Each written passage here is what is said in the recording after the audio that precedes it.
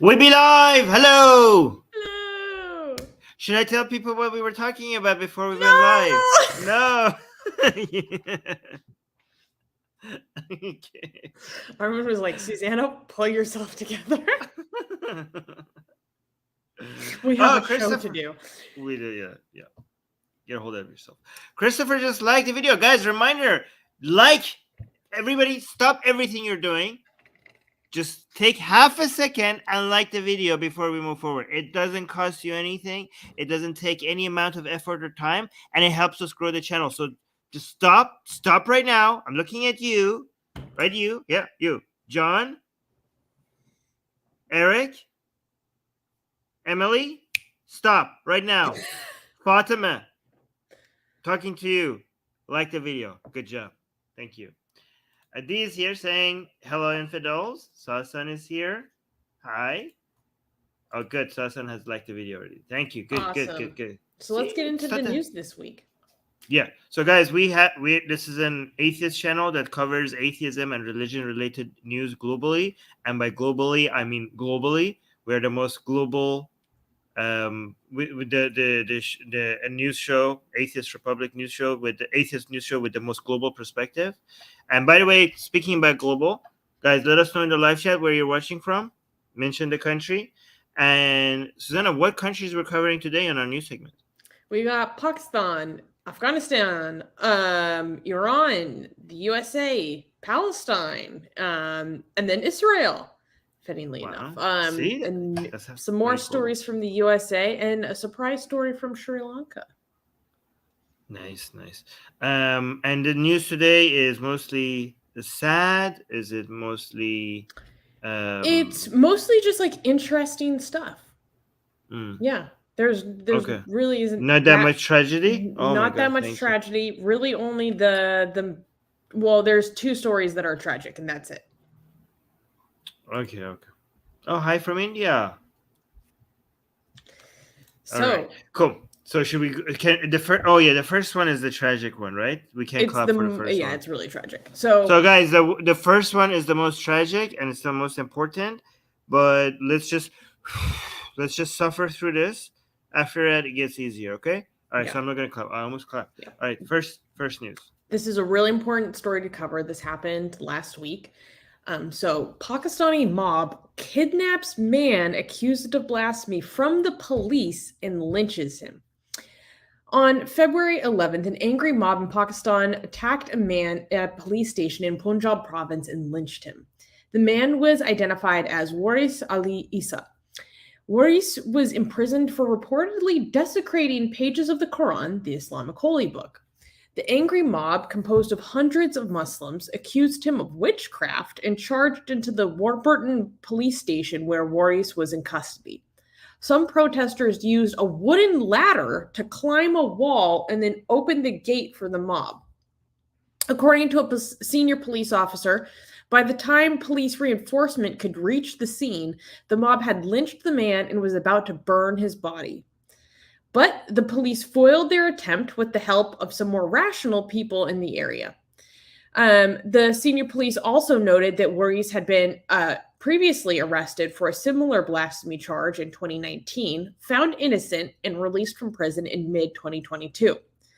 Pakistan's Prime Minister Shehbaz Sharif condemned the lynching and demanded that the chief of Punjab police take action against the officers who failed to protect Waris when he was in custody. Wow. What did he do exactly? Do we know? So I have read in some reports that he allegedly was gluing photos of himself and his family inside the Quran, of all things. This was the allegation, that he was using the Quran as a scrapbook, I guess.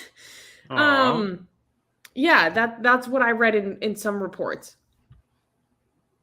So the mob tried to lynch him. The police came and got him so that he was saved.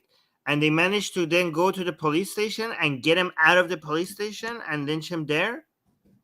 So yeah, even being arrested, like it used to be in Pakistan that you wanted to be arrested so you get saved from the mob, but apparently now that's not even enough. Like even if you're being held by police, the mob can still come and kill you. That's still this a isn't possibility. even the first time that this has happened. Yeah, This yeah, isn't even the first time that this has happened. A few years ago, either last year or the year before, we covered a story where there was a mob in Pakistan that tried to lynch a man who was mentally disabled for accusations of blasphemy. A mentally disabled man, they tried to kidnap him from the police and lynch him. I'm not sure if my memory is correct, but I believe they managed to take the man out of that location like right before the mob got there to go get them. If my memory is correct with that incident, they didn't actually end up killing that man.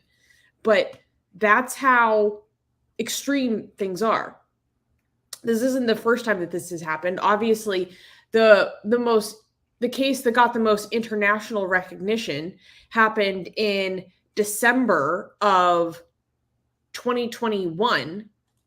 And it was when a Sri Lankan Buddhist man who was a manager at a factory, I believe his name was Priyantha Kumar, was lynched by his own factory workers because he allegedly took off a poster or a sticker that had the name Muhammad on it because he needed to clean up the factory for an inspection. And merely taking off that sticker, which some say was promoting the Islamist party, the TLP, and just happened to have the name of Muhammad on it, just taking that off was enough to lynch him in the middle of the street, set his body on fire, and then they would throw their shoes into the fire of his body to keep it burning longer. But that got a lot more international recognition because that was a foreign national who was murdered in this way. And so that got a really big reaction. And unfortunately, this situation, it's very sick. It's just like, oh, it's just another Pakistani. Like, who cares? So that's the attitude. I'm not saying that that's my attitude. Yeah. So we got a super chat by Newman saying, sorry, Susanna. I don't know for what, but... Newman, thank you very much for the super chat. You have nothing to apologize for. Okay. Nothing at all. And I'm really happy that you're here with us today. So I'm glad to see you here.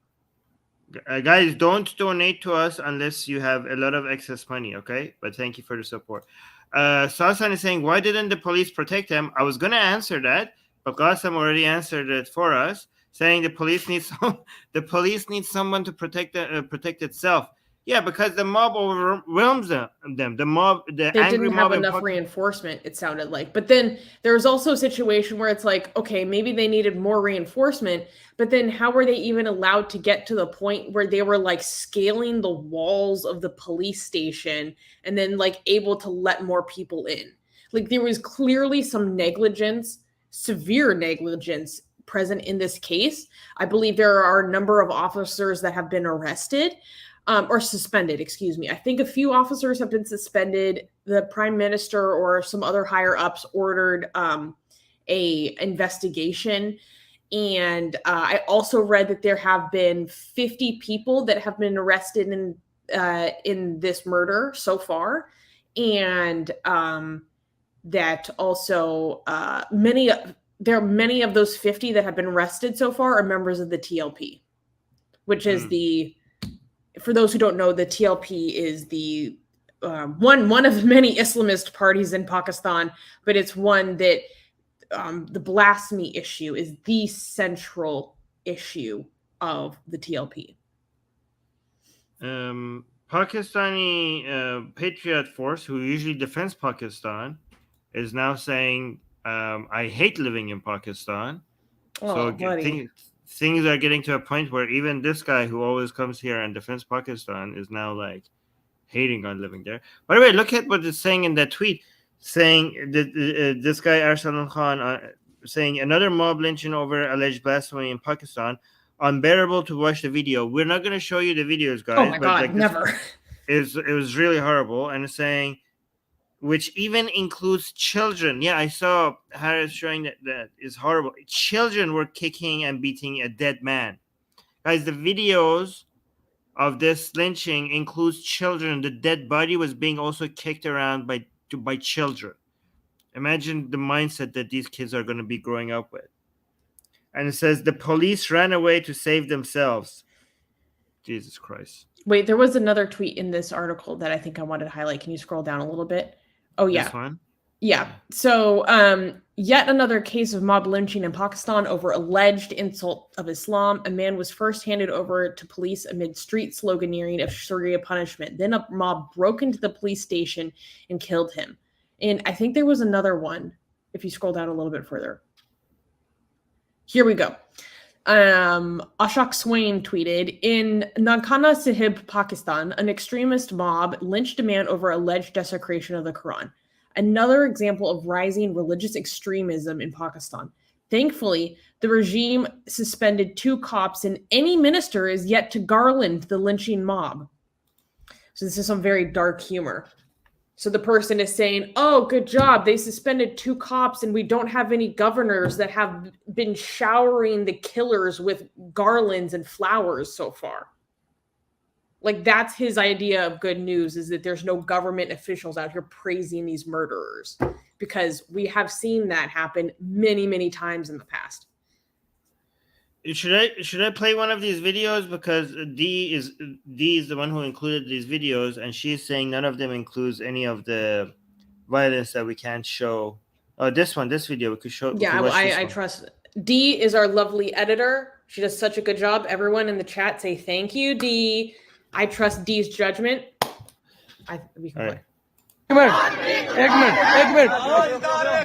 You can hear, right? Yeah.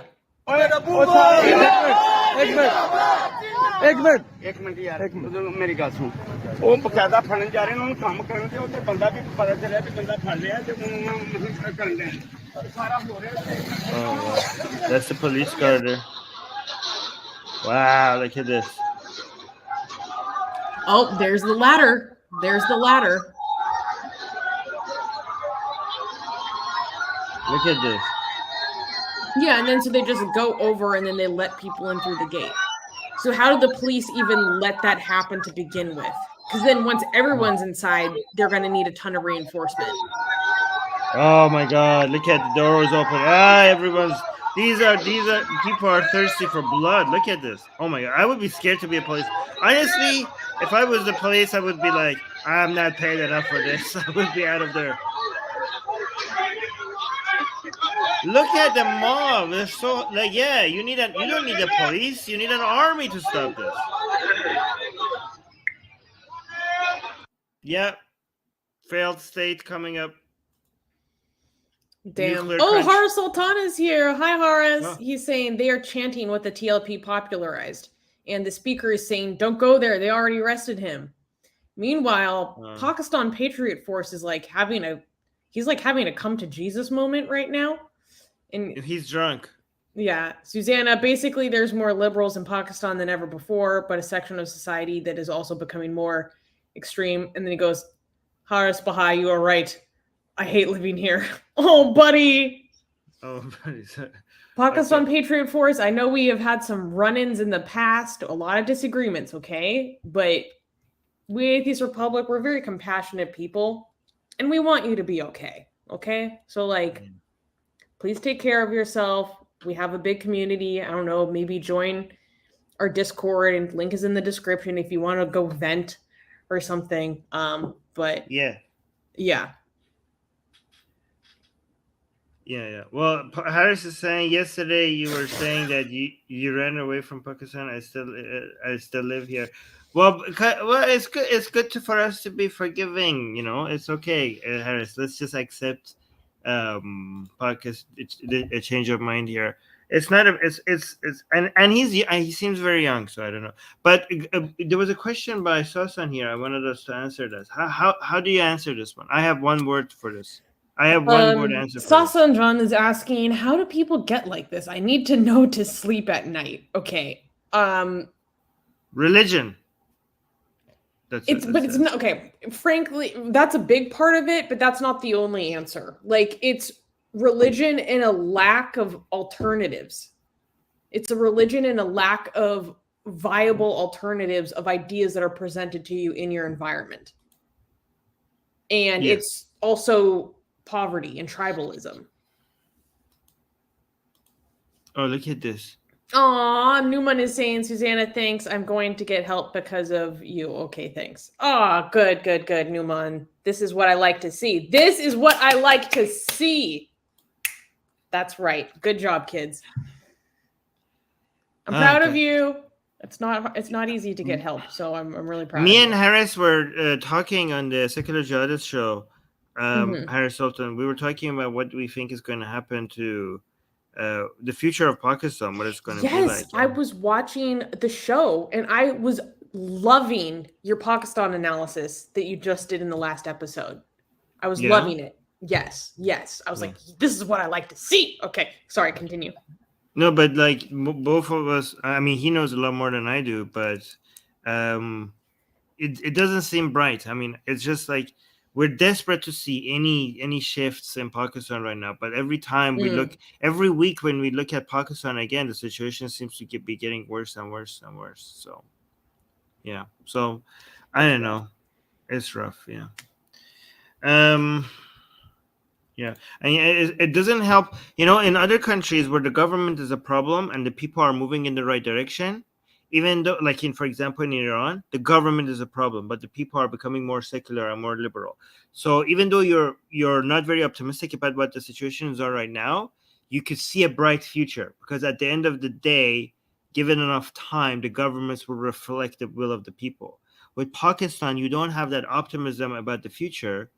Because no matter how much you want to play musical chair with the people who are in power, at the end of the day, the problem comes from the people itself, and the culture and the mentality is so backwards there that it's such a more fundamental problem from the core, from the bottom up. So a change in government, it's not going to fix that. You need to go to. In fact, it might make things worse because people will have a stark reaction into the difference of the attitudes of the government versus themselves. Yeah, and changing the mentality of the people from the bottom up, this is not something you could do in 1 or 2 generations. This is going to take ages, and it's heavily moving in the wrong direction. So I am scared. I am scared for Pakistan. And also, by the way, if you're an Indian and you're celebrating the downfall of Pakistan, you have no idea. God. No. You have no idea. Every Indian person that cares for India should be wishing, like wanting the stability of Pakistan. You guys should. Indian. Wallahi, you are so right. Pakistan is failing, guys. This is your neighbor. You understand what an unstable country on your borders, what a failed states on your border is going to do to your country. You should, instead of being the enemy of Pakistan, you should be like rushing into their aid right now. You have no idea how problematic this is going to be. So after Pakistan, the main people who want to see the success of Pakistan right now is every single neighbor of Pakistan, especially India. Yeah. And Pakistan Patriot Force is saying, Armin, we aren't all extreme, I promise. We would never say that all Pakistanis are extremists. That is something I firmly disagree with. I never use the word all. In fact, I think that the secular activists and the atheists and even the liberal Muslims who live in Pakistan, I salute to you. And I don't know. Yeah, you guys are on the front lines. You guys are in places where I can't even imagine being. And my sympathies and best wishes. And we try here to be your voices. Okay, Pakistani atheists, Pakistani liberals, Pakistani secular activists, and even moderate Muslims, liberals in Pakistan. We here are trying our best to shine a light on what's happening in Pakistan and let us know if there's anything else we can do. Everyone in the chat, give a salute. Because they're in the trenches. Yeah. Yeah, so Sasan is saying, I've seen Armin many times, and he is not a collectivist. Yes, I would not claim that. If he ever says a collective statement, that's how you know he's joking, actually. I mean, it might have. To be fair, so Harris is saying defending me, saying Armin never uses all. I mean, I don't want to say never. It might have slipped, but hopefully the chat has caught me if I ever said all. In fact, he spends most of his time telling careless people like me to add majority or most in the interest of being accurate. Oh, Harris, that's so sweet. That's such a great compliment. This made me. Thank you, Harris. And we have Qasim, the Iranian, giving the salute to our Pakistani brothers and sisters. It doesn't show on StreamYard, but that square over there, that's a salute. Oh, it shows on my side. Oh, really? Okay. Oh, yeah, we could do this. Do how to do this? I don't know. I can't do it. Never mind. All right. You can't do this box symbol? Is that good enough? It's good enough. Okay. Make your thumb straighter. Oh, no. Oh, no. Okay. Is it gets better from here? Yes, because we're going to make fun of the Taliban. Okay, we're going to make fun of the Taliban. That's fantastic. I love doing that. All right, so we can clap then. Yes. Okay, we don't get to usually often clap when it's Taliban news. This is great. Yeah. This is kind of nice. Next news. The Taliban hates office work and misses the days of jihad. Oh, no. Oh, I knew this. I didn't think I would hear it, but I knew that I felt like these people, they're like, damn it, like I missed the good old days. What is this? This is not what we were meant to do. But yeah, go on. Yeah. Okay. Recently, the Afghanistan Analytics Network, or AAN, a nonprofit research agency, conducted interviews with 5 former Taliban mujahideen, or guerrilla fighters who, quote unquote, struggle for Islam, who are now part of the new government. Sabawun Samin, a researcher at AAN, asked the Taliban members how they felt about their victory in securing control of the country. According to some of the members of the Taliban, they are now expressing complaints about the work life that they lead behind a desk after spending their lifetime riding horses in the countryside as jihadists. They find themselves thinking about how to pay rent and are addicted to using social media like Twitter to pass the time. One member said, quote, "I'm happy with my job, but I often miss the time of jihad. During that time, every minute of our life counted as worship. We used to live amongst the people, but many of us have now caged ourselves in our offices and palaces, abandoning the simple life." One former fighter named Mansour also complained about the traffic in Kabul and said that he was robbed of his freedom after the Taliban won. This is amazing. This is amazing. I'm going to find, Bill Maher had a few good jokes about this. I'm going to try to find them, but go on. No, I actually, if you want to show that, I put the link to that clip in the show notes. Oh, I cannot. It's HBO, Susie. I know. And if I show that would be an immediate copyright strike. So what are you going to do? I was just going to find the jokes to see if somebody wrote it somewhere. Oh, wrote it down. And just read them. Yeah. Okay. So this is hilarious because I went to go read the full report that this analytics nonprofit did. And so I read like the full interviews or that they released with all the Taliban fighters. And it was fascinating. They didn't have anything in common besides the fact that none of them had come from Kabul. And they had all joined the Taliban when they were teenagers. And now they were living in Kabul, and it was really funny because they all talked about how before they secured control of the country, they had never been to Kabul before. And so they talked about how they believed that Kabul was going to be like evil and grotesque and but then they found that actually like people are very nice And sometimes they like it better than the village life because people aren't always in your business and they don't care who comes into your house or what you're doing. Or they also talked about how one fighter said that the people in Kabul are actually more holy because in the village, people do charity or go to the mosque every weekend so that other people will see them doing it. But in Kabul, no one is going to notice if you're doing charity or if you're going to the mosque. So they're saying the people that actually are observing their religious duties in Kabul are more Kabul. Kabul. All. Yeah, all. But yeah, go on. Anyways, they're actually more religious because they're doing it even though no one in their culture or society is going to notice. And then they also talked about how, Armin, this was fascinating to me. When the first week or the first few weeks in which they took power, one of the Talibs was saying that when women would come to them like looking for assistance and they basically needing the police, they would run away from the women because they had never spoken. They would run away from the women because they said that they had never spoken to a strange woman before. What they mean is that they had never spoken to a female outside of their family members ever before.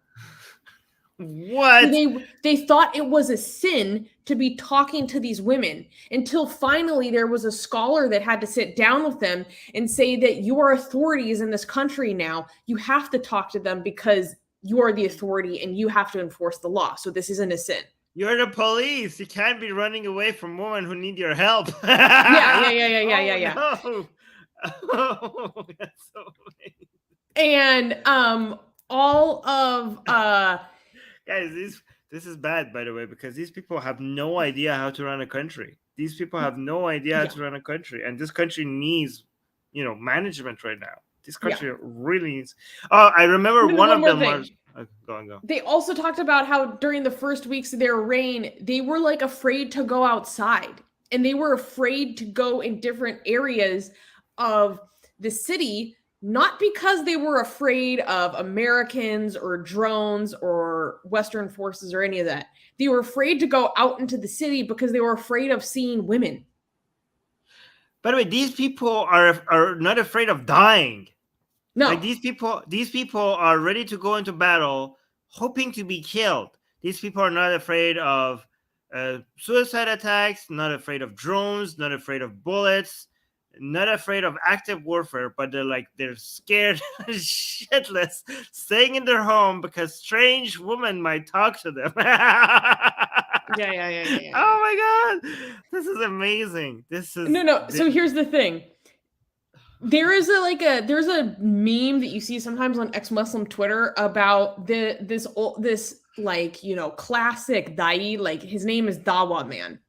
And he's from Birmingham, UK. So he's kind of like a weird mix between the men, them, there, and then also Dawa. And there's this video of him sobbing. He's crying, talking about how he doesn't leave the house because he's afraid of seeing sisters in improper hijab. And people mock him relentlessly. He is shedding real tears on camera over being afraid of seeing sisters in improper hijab. And then reading the interviews with these Talibs, I was like, oh my god, this isn't just Dawa Man. This is a real thing. It's all of the Talibs are like, oh my god, I'm terrorized. Yeah, I've seen because I follow Iranian, very religious Iranian YouTube channels. I've seen people cry over women not having hijab more than I can count. Men, but cry. Are they crying because they're scared to see it? No, these ones were crying because they're thinking well, look what's happening to our woman. Look what is. The degeneracy that is spreading in our land, right? Yeah. So that was a different reason for why they were crying. Oh, by the way, I can't find the jokes Bill Maher was saying, but I remember one of them, and I know I can't say it and I can't make it funny the way he says it, right? But he was like, he had like different Taliban pictures of in the office trying to work and issuing complaints, and one of the accountant was like, "You try doing accounts payable without Jews." So that was one of them. Oh, yeah.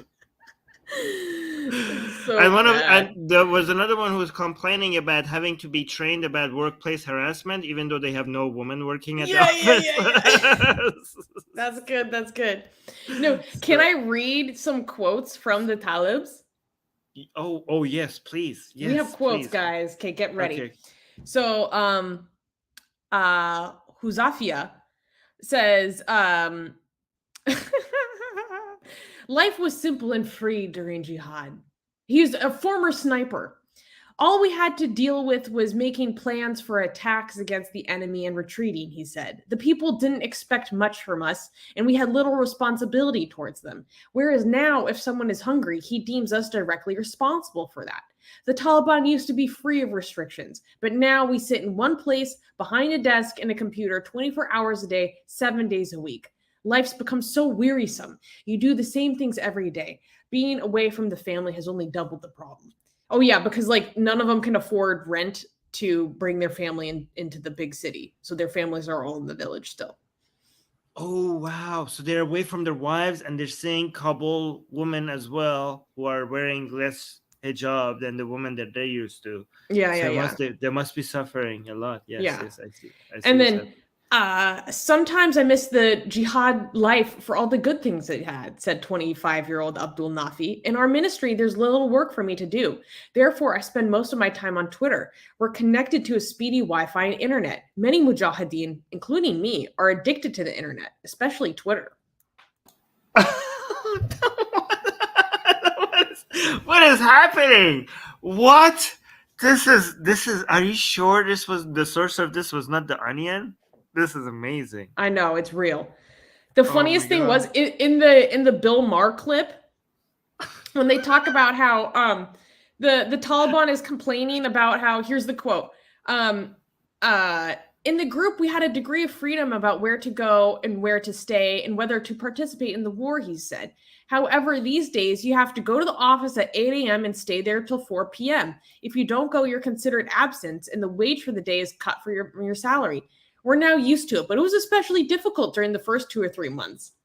And the funniest thing was during the HBO clip when they said that they were so frustrated over working from 8 till 4. Like, the looks on Bill Maher's and his guests' faces, like, that was the most outrageous part of it.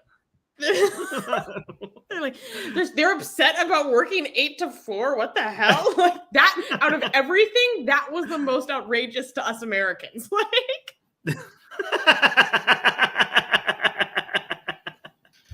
you know what people should, I bet you a lot of Americans and other Westerners would be like, look, our lives are actually more miserable than having to go to war.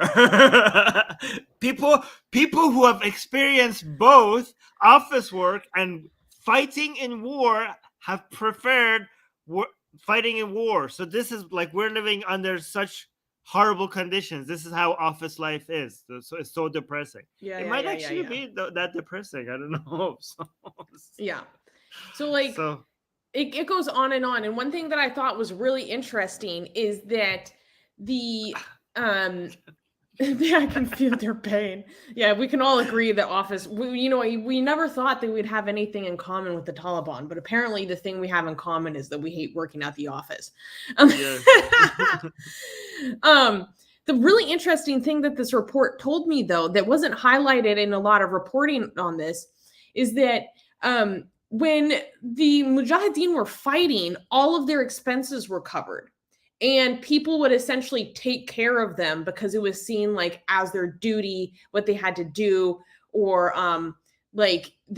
because they were fighting a holy war, like it was other people's obligation to just kind of care for their needs. But now that the war is over, now they're moving into like, you actually have to work. You actually have to earn a salary. You have to pay rent. Like, people expect you to provide for the family. Like, the overall Taliban structure isn't going to provide for your family anymore. You have to do that. And what's so interesting is the report is talking about how many of these young Talibs are like now struggling with that. They're like struggling with now realizing, he's like, oh, I actually have to be the provider now. That was really, really interesting to me. But we got a super chat from Secular Sakai. Read this one. Thank you for the super chat. $10 super chat. Thank you. Yeah, saying, I remember watching Bill Maher's bit about this on his show, from Jihad Joe to Joe in accounting, laughing my ass off.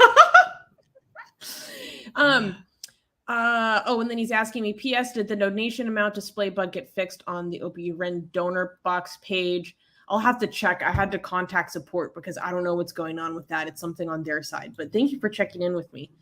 So Hassan is getting depressed because we all this talk about office work, and he has to now go to his office soon. Also, D is saying, will they turn into Marxist next? D! Yeah, workers in it. Yeah. That's so funny. So we have a few, I really suggest people go look up this whole interview by Afghanistan Analytics Networks, because it was so interesting. We have some funny comments. D is saying, look at what Twitter is doing to them. # say no to modernity. Read this. Mustafa is saying this is kind of sad because this mentality could only exist for people who fought in a generation-long war. Peace is so foreign to them. A multi-generation long war. Yes. Yeah. Like, their fathers and their fathers' fathers were fighting in this. D said they are mentally handicapped from dealing with half the population. It's really sad, actually. Exactly. I know this is something that's really foreign to me. Like, I once dated someone that grew up in Yemen, and when he talked about when he moved back to the States and he was too scared to look at women because he used to be beaten for looking at women, and then coming back to the States where things are so different, like, obviously that's going to make navigating the world very difficult. But I wanted to address something. Oh, shoot, you unhighlighted the comment. Basically, Pakistani Patriot Force was giving some pushback on us from, saying, Susanna, it's not funny. F these Taliban. Here's the thing. Humor is one of the best ways in which we can disarm people. It's one of the best ways in which we can disarm people. Because it's if you can laugh at something, that means you're taking power away from it. That means you're not fearful. You're not so fearful that you cannot laugh in the face of it. Let's be honest. The Taliban can be very scary, but we should not give them so much power, because sometimes people like to be scary because then they gain power, right? So what do we do instead? We mock them and we say, you know what? Being a Talib, it's kind of cringe. Being in the Taliban, it's kind of cringy, you know? And, you know, we should treat them accordingly. It's cringe. Let's just be honest, you know, and let's just make fun of them, because then they won't be so powerful that we're just terrified, you know? They deserve to be mocked. That's perfectly said. Perfectly said. This is why dark humor is a thing, by the way. Yeah. You know, especially because sometimes the news is so sad and depressing that a lot of people just avoid consuming it. So you use dark humor as a way to make it easier to swallow. But the overall point is that, you know, it's easy to be a jihadi. It's easy to be a revolutionary. It's not so easy to actually run a functioning government. It's easy to tear things down. It's not easy to maintain an institution. Yeah. That requires real skill. That's important to know, because a lot of people think like United States was so weak that was defeated by the Taliban. But again, you need a power, 1,000 times stronger to be able to hold something together. Like Taliban is now discovering that with, ISIS-K. That ISIS-K is a lot weaker than the Taliban, but is still able to cause a lot of headache for the Taliban. Oh, in the Okay. interviews, it also talked about how they were shocked about how easy it was to take Kabul. Because they had never been to Kabul. It's a big city. They were confused by it. They did not know how to navigate it at all. One guy literally said, if they had given us any pushback, it would have taken us weeks. But they Oh, wow. literally left before we even got there. I was like, that is damning. That Yeah, is but fucking damning. yeah, that's actually a very good thing to remember, because people are like, how could nobody predict that the Taliban took over that fast? Like, Taliban didn't know that. Like, if even Taliban was surprised about how fast they took Kabul, then what do you expect from everyone else? Nobody expected that, including the people who were. Wait, this is funny. Oh, look at this. Oh, no, this, I thought it was something else. But Susanna is saying, this is the only news show that I watch. Oh, that's Well, so sweet. That is sweet, but I don't know if I want to encourage that. You should have a diverse sources of information. So. Yeah. Please go follow some actual, like, on the ground journalists. Yeah, because guys, this is an opinion show. This is not a news a source of news. Like, we are here to. What you're getting here is reporting of the news with a heavy bias of me and Susanna's opinions, right? So you shouldn't be here to. If you want more objective sources of news, what we recommend is France 24. We recommend DW. Where else do we recommend? DW. This is controversial. And I actually like Al Jazeera English for a lot of coverage. Not all coverage, but a lot of coverage. I like Al Jazeera English. Their show, the stream, is usually very good. Yes. But that's also opinion. If you want to be sure that this is completely objective and no propaganda, not that much propaganda in it, then go with France 24 and DW. I think those are the best sources. Yeah. AP, DSA, Associated Press, The Guardian, true. I don't know. The Guardian also has some leanings, right? They have a bias. It's worse in their opinion pieces, I'm not saying, less so in their actual just reporting. I'm not saying they're not a good source of information. They're a fantastic source of information. But if you want to be like, I want to make sure that there's no leanings, like this is like hard facts. It's hard to do. AP is good. France 24 is good, and DW is good. Yeah. I also really like, because I actually have a giant folder in my bookmarks bar because I'm always constantly looking for news for this show. Specifically for news on Iran Wire. I love Iran Wire. It's like it's the best. Yeah. So, for example, not every I get news from biased sources. I'm just aware of the bias. For example, Iran Wire is less biased. Iran International is biased, but I prefer Iran International because I'm aware of their bias and I agree with their bias. Right. So it's okay to be biased as long as you are aware of what the bias is. Right. For example, here. We are biased at Atheist Republic, but we tell you what our bias is. Our bias is anti-religion, anti-Islam, anti-Christianity. Yeah. We are pro-liberalism. So these are our biases, right? Yeah. Al Jazeera English is like fairly unbiased, except when it comes to Palestinian issues. But besides that, it's like actually pretty good most of the time. Yeah. What about Voice of America? Voice of America has a heavy bias as well, which is okay. Again, we're not trying to shut it down by saying that, right? Some biases are okay. Like Iran International even claims that they're biased. Like we have their reporters like, how could we not be biased? We want to be biased. So like, yeah, it's fine. Anyways, can we clap for the next news? Oh no, this is no bueno. No bueno. Okay, next news. Next news. They used our hijabs to gag us. Systematic abuse of Iranian protesters. On February 6th, British news outlet The Guardian released a report detailing the systematic abuse many Iranian protesters faced at the hands of the Islamic Republic security forces amidst ongoing protests that have rocked the country. The newspaper interviewed 11 protesters, men and women, who suffered torture and sexual violence from regime authorities. They also talked to a nurse who detailed women who came in for treatment were bleeding from their vaginas due to infection, a sign of sexual torture that many Iranians have experienced. One of the protesters interviewed by The Guardian, 25-year-old Dorsa, was violently arrested along with her sister and 2 male friends. The group was forced to sign confessions stating that they were protesting before being separated from one another for interrogation, aka torture. She was sexually abused by a foreign object before she was released.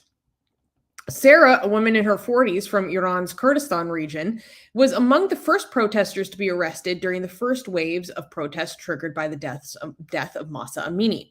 Like many female protesters, she was beaten and sexually assaulted, and said authorities even used their hijabs to gag their mouths. 30-year-old Kamyar from Mashhad also narrated how Iranian authorities sexually abused him in a police van. Amnesty International and Human Rights Watch have published detailed reports showing the human rights violations committed by the regime against its citizens. So I wanted to talk about this because if you follow here in Atheist Republic, you know that this is a thing. You know that this is how protesters are treated, right? But it's important that we talk about this again now because, Armin, this is a broader issue that we need to unpack, is that there are a wave of general amnesties that are happening in the country.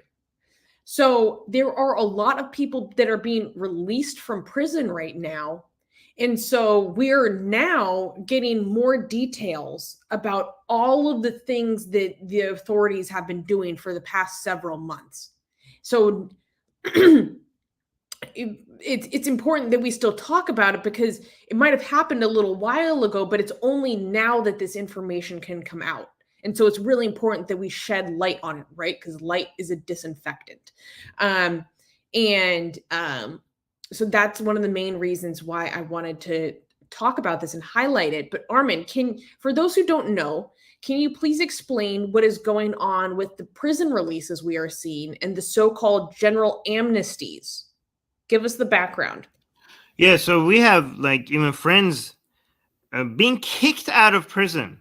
It's weird. So we had so many people arrested after the recent protests in Iran. And recently, the Supreme Leader Khamenei just signed a general, amnesty to everybody to free the vast majority of prisoners, as long as they signed a letter saying that they would not do that anymore. So many people signed it, and they released a whole bunch of people. And then there were people who were refusing to sign it, okay, which was amazing because these people were like, no, I didn't do anything wrong.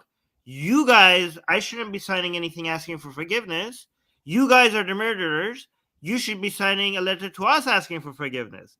And this was so badass. That is so badass because they were in jail. Some of them were for 10 years, 15 years, 5-year sentences. And they were like, nope, I'm not signing anything. I didn't do anything wrong, even though that was a requirement to be freed. And they were not signing it. There were so many people. There were people in prison that they were holding protests in prisons and stuff. It was crazy brave. And then eventually the government kicked them out even without signing the letter. There were people who were refusing to leave prison. I can't imagine. There were people outside of prison complaining about the fact that they were kicked out. They're like, I did not consent to this. Let me back in. People were like, let me back in. I saw a descriptor where they were talking about this woman who teaches Kurdish to children, and it said she was forced out of prison. I was like, excuse me? I have never heard the phrase forced out of prison before. What does that mean? It's crazy. It's crazy. And they're just pushing people out, and people are like, why is this happening? Why are they desperately kicking out of people out of prison? And there's some different hypotheses. Some of them are saying that maybe they can't manage the prisons anymore because they're overpopulated. I think that's part of it. Maybe they're running out of management money, or maybe it's destroying the morale of people who are, because these prisoners are so, they just lift you up. They make you feel like this revolution is so for real, right? The people I wanted to show you I forgot to send this to you, Susanna. I was gonna play you something, a call out of prison. You know how you get calls out of even prison, and it says like in the middle, this is a call from the prison, and it cuts it. So I was gonna show you play you an audio. I forgot to send that to you. That you can hear people, a group of people singing Baraye. Baraye is a revolutionary song, and then in the middle it cuts.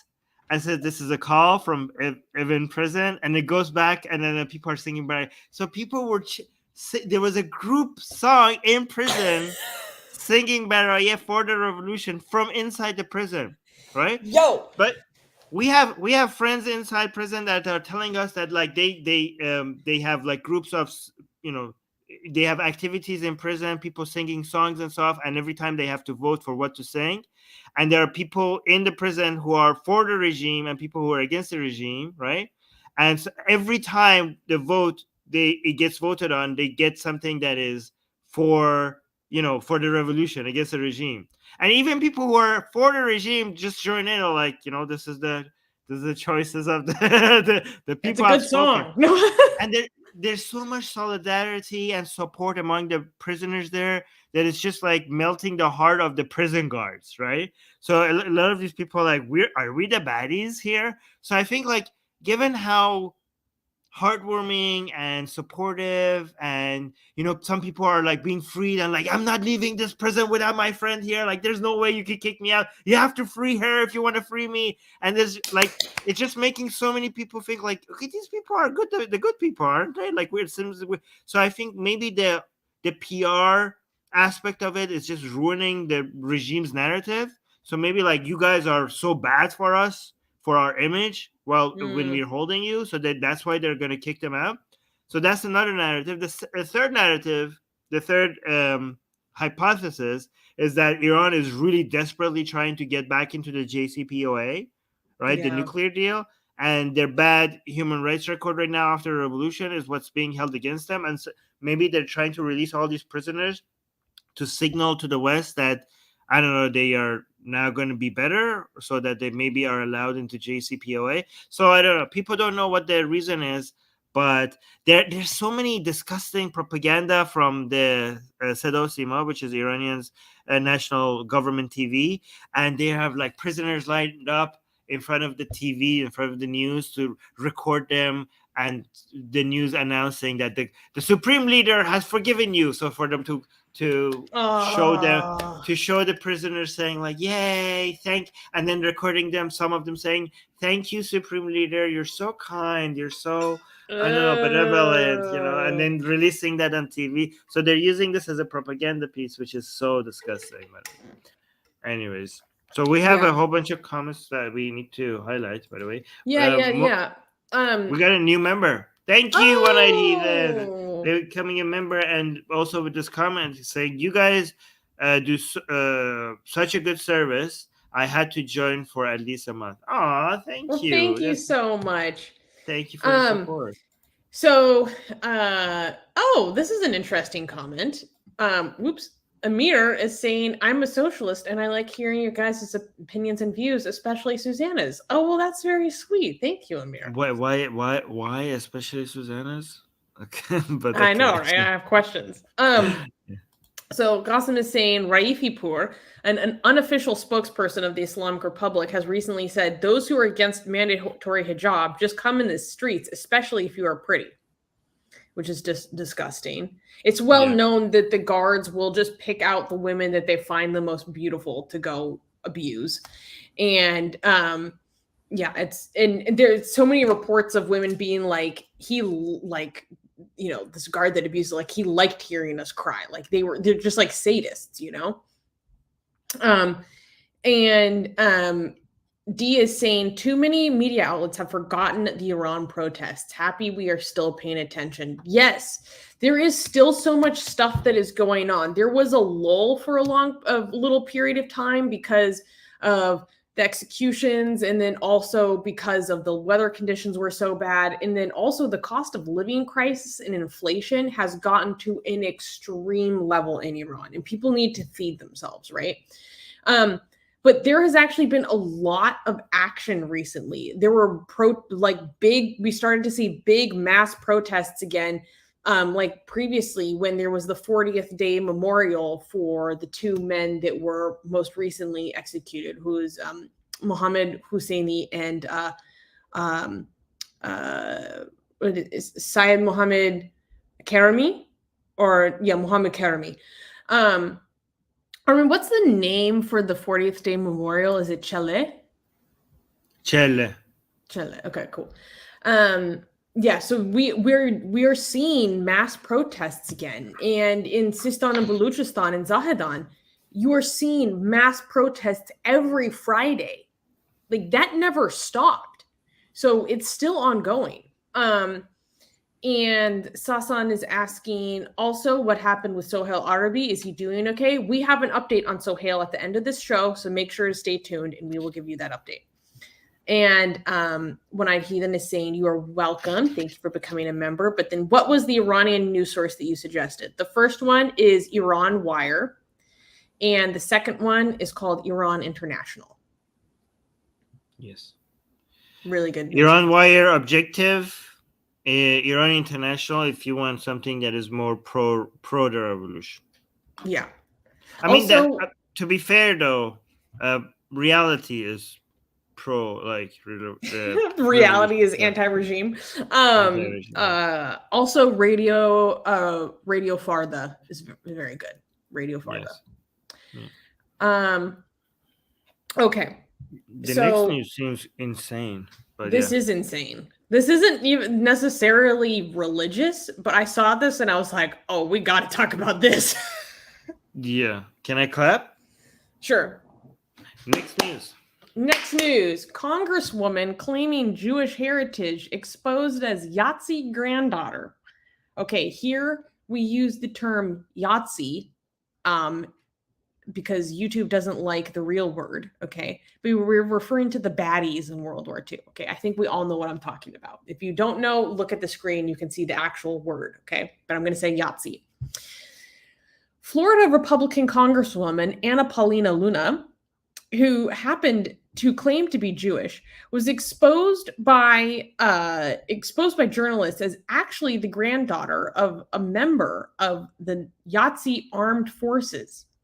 On February 10th, the Washington Post shed light about the politician's true origins and called her out for lying about her Jewish heritage in a previous interview in November of 2022 with the Jewish Insider. In the interview, Luna said that she was raised as a Messianic Jew by her father and claimed to have Ashkenazi Jewish heritage. According to several family members, Luna is the paternal grandchild of Heinrich Meyerhofer, who served Yahtzee Germany's armed forces back in the 1940s. Moreover, Luna is considered the first Mexican-American woman elected to Congress from Florida. However, in the past, she said that she was Middle Eastern, Jewish, or Eastern European. Okay, to be fair though, you can't hold her. That's her. I mean, you don't inherit Yahtzeeism, so no. That's. I mean, maybe. I mean, if she's lying, you could hold her accountable for lying about her, I don't know, ancestry.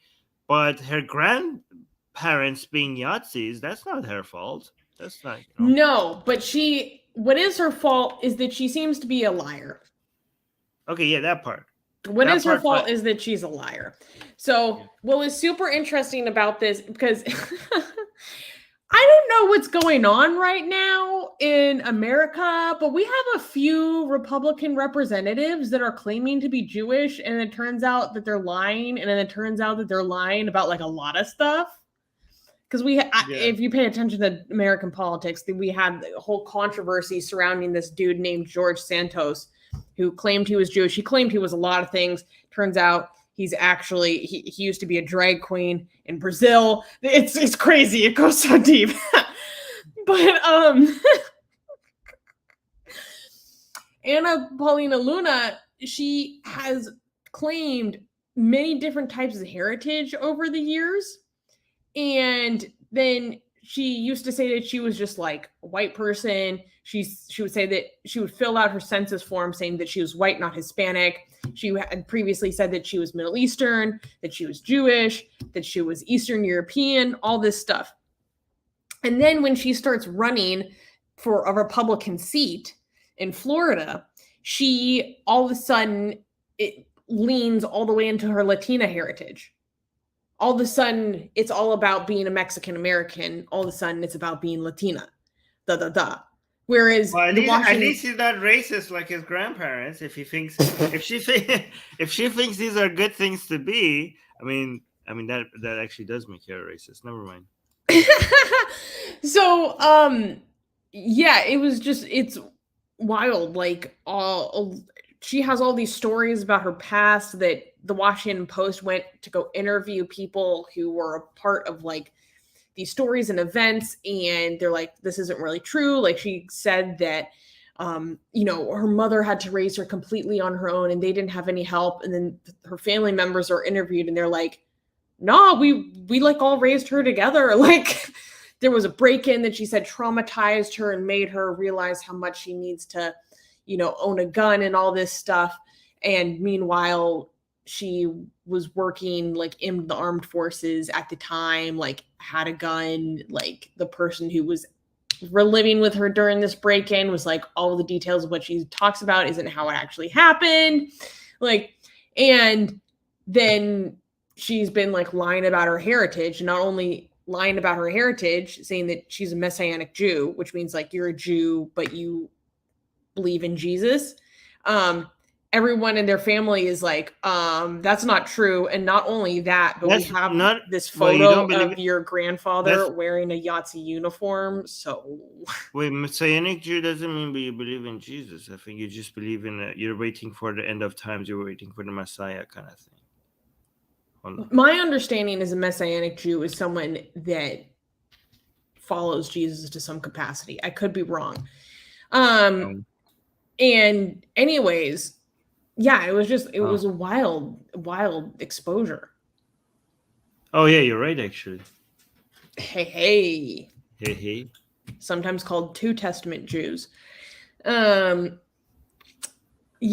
And I don't know how to put this the right way, but based on the information, because I read the report by the Washington Post, their family members or people who knew her grandfather said that he actually hated having to be part of the Yahtzee armed forces and that it was something that you had to do when you were a young person during that time. Like, for a lot of people, joining the Adolf Youth was like mandatory, So yeah, this was just had all sorts of twists and turns. Yeah, that's crazy. crazy. We found a comment. It says Messianic Jews are Jewish people who believe in Jesus Christ as the Messiah. Okay, I was right. They combine elements of Judaism with Christianity in their religious practice and identify as both Jewish and Christian. Okay. Mm-hmm. You know where I got this from? Guess Wikipedia? Where I got this from? No. ChatGPT. Yes.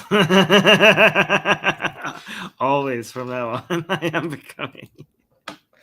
Wait, I realize that you say chat GBT and I say chat GDP, but it's chat GPT. Yes. Oh, damn. GDP. I think I have an economic mindset. That's why I always say yeah, GDP. Exactly. All right. Okay, can we clap for the next news? Yes, this is just wild. Next news. Muslims urged by Palestinian scholar to prepare for battle against infidels. On February 8th, Palestinian Islamic scholar Sheikh Youssef Makhaza claimed that Islam and fighting are inseparable and called Muslims to fight infidels, quote, before they come here. He claimed that having a good wife or land would make Muslims a target of the infidels who want to, quote, steal your wives or land. Mahaza added that fear is what keeps the infidels from attacking, and without that, they will come at you. He then said that for this purpose, Allah told the Holy Prophet to fight for the sake of Allah. He then went on a rant about America and stated, quote, "If you ask them why they kill these poor, wretched people, they will tell you that this is a preventative war because these people are terrorists. And if we do not go on their own turf, and strike them in their caves before they go stronger, they will come after us. America is allowed for a preemptive war using this argument," he said. Following this line of reasoning, he went on to say that the history lessons about the Arabs being aggressors and invaders are false. He alleged that the reason why Arabs invaded Spain was the exact reason why America invaded Afghanistan. I haven't heard for such urges for for a while. This has been, I don't know. It's been some time since Islamic scholars have made such threats. Remember, like 10 years ago, we used to see all these things all over the media, like Islamic scholars coming and saying, like, KILL, the infidels, this and that, find them. Wherever, do this to them wherever you find them. Prepare for battle. It's kind of out of vogue nowadays. I don't know. It died down. It has died down, hasn't it? For a while. Like yeah. Or maybe it just doesn't get reported on as much. No, this is such a nostalgic. It's like back in the good old days. Shut up. No. I don't know what. Yeah. It reminds me of the good old days of jihad. Yeah. So interesting. I mean, I think maybe the appetite for that kind of like a jihadi mindset has been reduced among many Muslims on social media. So maybe because there's not a market for it, there's less people saying it. I think like we see more people talking about the degeneracy of the West and I don't know, anti-feminist message, anti-LGBT message, the whole idea, you see less of let's go to jihad kind of social media things. Maybe it's because of ISIS. ISIS made it. I think that's what happened. I think ISIS made it so unpopular for people to be on social media and talking about preparing for jihad. Yeah, I think it left a bad taste in the mouth of like a lot of Muslims. Like, this is gross. This is ew. Like, I don't like that. This is a little scary. This is too violent. Let's just talk against LGBT and women rights. That seems like, because it's actually it's a winning propaganda tactic, because a lot of conservatives can get behind that. They're like, they're like, ew, look at all these degenerates, when they look at, gay people or trans people or, and simps and incels and like, look at the West. The West is gross, right? So being against that, people are like, the West is gross. So that's a narrative that is winning for them and it's making them look good. But the whole jihadi stuff doesn't make them look good, especially after ISIS anymore. So I think that's why you see less demand for that and more the anti-degeneracy bandwagon. And you see even among Westerners, you see the whole red pill movement. You see that globally there's a demand for this being against liberal values like that. So even conservatives like you can see Daniel Henreju is not going out and like telling people, like, even though it's his belief that they have to bring in the caliphate at some point and bring out, Islamic rule, but they don't lean into that anymore. They go into showing why liberalism is a failure. That's the winning propaganda social media take. That's why this is so unique. Very true. I remember you were doing a review of Daniel Hakikaju's debates, and I remember you saying like he doesn't actually make a lot of pro-Islam arguments. It's more about tearing down liberalism. Yes. With like the subtext being like, oh, well, obviously Islam should just be like put in its place without like being explicit as to the reasoning.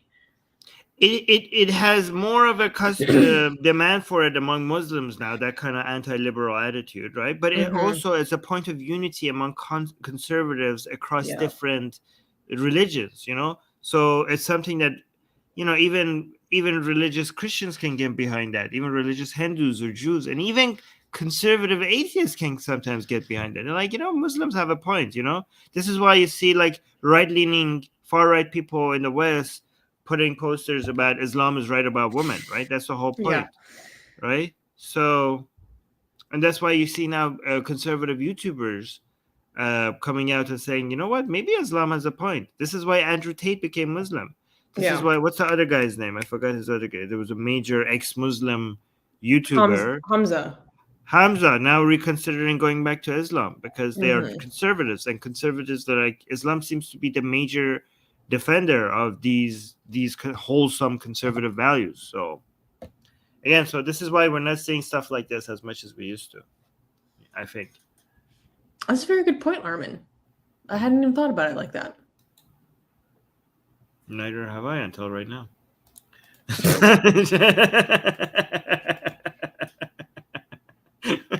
I just let it fall out of my mouth. Literally.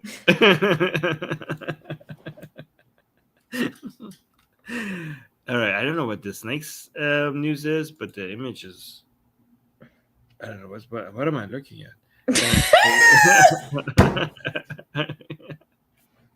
Oh, Sasa is saying conservative atheist. Oh yes, Sasa. Oh, you have no idea. Oh yeah. There's a ton of those. Yeah. Unfortunately. Okay, can we clap for this? Yes. This is funny. It's juicy. Okay. Next news. Woman strips at Western Wall in protest of Israeli Modesty bill. On February 12th, an Israeli woman was arrested after conducting a protest where she stripped down to a bathing suit at the Western Wall in response to a bill proposed by the ultra-Orthodox Shas party that would criminalize, quote-unquote, immodesty at the holy site. According to reports, the woman removed her clothing after entering the women's section of the Western Wall with only her two-piece swimsuit and sneakers remaining. The police arrested the woman and took her to a nearby police station for questioning. If found guilty, the woman could be imprisoned for up to 3 years for an insult to religion charge. Although the proposed bill was quickly withdrawn due to fierce criticism, similar proposals are likely to appear again as Israel elected its most right-wing government in recent history. This was in response, I think, to a law that they were suggesting to make it so that any insults to religion at the wall, including just women, for example, going to the men's section, or just going to the men's section with that the kippah, what is that called? Kippah, should get you arrested or fined. Mm-hmm. So, guys, this is the lunacy. Like, this is what we're dealing with right now. The current government, the current coalition in Israel is going full on Yahtzee. Okay, these are, you know, they're anti-free speech, anti-secularism, anti-gay rights, anti-women rights, anti-trans rights, and most important of all, anti the separations of power between the branches of government. Mm-hmm. So basically, they are destroying what we consider one of the most fundamental characteristics of a liberal democracy. I don't know if people understand that liberal democracy is what makes democracy good. Absolute democracy is horrible. Liberal democracy, liberalism and democracy are at odds with each other. Right? So people think that just because democracy is good, you need to have maximum democracy. Maximum democracy is a bad thing. This is why, because people are not educated about the limitations of democracy that is needed, they think, well, we like democracy, and these right-leaning, conservative, religious nut jobs are going around like, don't you like democracy? Well, these courts are stopping us from enforcing the will of the people. So we need to reduce the power of the court, but they don't understand the court is exactly what makes a democracy, a liberal democracy, because there's certain things that should not be up to the majority's decision. That what makes a democracy a liberal one, because the liberal part of a liberal democracy limits the democratic element of a liberal democracy, because it limits what the majority can do. It limits what the majority could enforce upon minorities, because a liberal democracy makes it so that the majority cannot take away their rights of minorities, such as gay people, such as trans people, such as ethnic minorities. For example, Arabs in a majority Jewish country. And once you take away the power of the court, this is what Montesquieu realized, that when you want to have an effective government, you need to make sure that the power is not centralized in one of the branches of the government. That's why you separate the powers, so that you have decentralized the power between the judiciary, the executive, and the legislative. And now in Israel, these people are going out with the propaganda of like, hey, you want democracy? Well, the legislative branch is the democratic element of the government, and you voted us in, and these courts are stopping us from enforcing your rule. So they wanted to make it, they were passing laws so that they could bypass the laws. They could the Knesset, which is the parliament in Israel. They saying that if we have like 51% vote, the courts cannot stop us. Even if it's illegal, this law has to be passed. Which, if that happens, that means the end of liberal democracy in Israel. That means all these right-leaning laws, all these religious laws, there's no limitations to it. And unfortunately, Israel doesn't have a constitution. It has something similar to a constitution, but not a constitution. So it's possible for them to be able to do this. That would be the only successful democracy in the Middle East. The only successful democracy in the Middle East would no longer be successful because it wouldn't be a liberal democracy anymore. The only true secular liberal democracy, both secularism and liberalism, is being challenged in the only successful part of the Middle East. And you know how this is devastating, not just for Israel, but for the planet, for the Middle East, and for the rest of the world. Do you have any idea how much the politics of Israel is influential on one of the most important countries on this planet, which is the United States, and on every other country in the Middle East? This is devastating. This is horrible. By the way, on that, I want to say something. I had a show on the Atheist Republic Persian. So the atheists of Iran and the atheists of Middle East, what I'm trying to do is to try to create a bridge between us, because now both of us are suffering from the influence of religion on politics. You know, I know Iran is suffering a lot more, but at least we have something that we could relate, right? So if you go to Atheist Republic Persian, I brought in an atheist Israeli to tell people about all these horrible things that are happening in Israel. So for Iranians to see that, atheist Iranians could see that we have things in common with Israeli atheists, right? So if you go to Jamhuriya Bi Khodayan, which is our atheist channel, if you go to the live section, you can see this show. This one we brought in, and people were asking questions, like Iranians were asking in Persian, and he was speaking in English, and I was acting as a translator. So we were trying to create a bond between secular Israelis and secular Iranians, which is pretty good. So yeah, this is what I did. And you also interviewed an Israeli atheist activist on the English channel too. Yes, I did that too. Yeah, on this channel too. Yeah, so if you guys go to our live, you should be able to see that as well. Live section. Hold on. Hara Sultan is saying, imagine atheists of Iran and atheists of Israel ending this conflict. We actually can, because once you remove religion, there's no dispute. Or like a large amount of it. Yeah. Yeah, so this is another show I did on our English channel. I brought in Israeli atheists telling us about the nightmares that are happening. Wait, so click on it and give us the title so people can see. Let's promote it properly. Okay, so this one is called Israel's new far-right government, a threat to secularism and democracy. It was a good show, guys. Make sure to check this out. I got scared, so that's how you know it was a good show. I was like, oh no, we're so fucked. I'm so scared. Yeah.